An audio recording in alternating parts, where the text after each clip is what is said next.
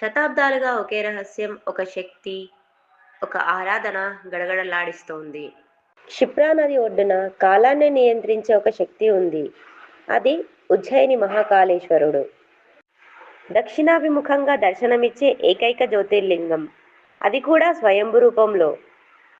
ఒక రాక్షసుడు దూషణుడు శివభక్తుల రక్తం కోసం ఎదురుచూశాడు. కానీ నలుగురు బ్రాహ్మణులు చావు ముందు ఒక్క మాట జపించారు. అదే ఓం నమ శివాయ.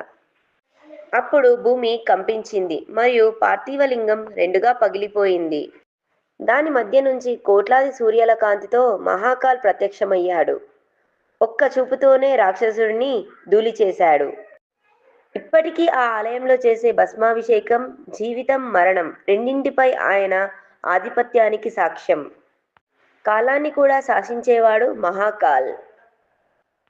కింద ఉన్న లింక్ క్లిక్ చేసి పూర్తి వీడియో చూడండి. ఛానల్ని సబ్స్క్రైబ్ చేసుకోండి. ధన్యవాదాలు.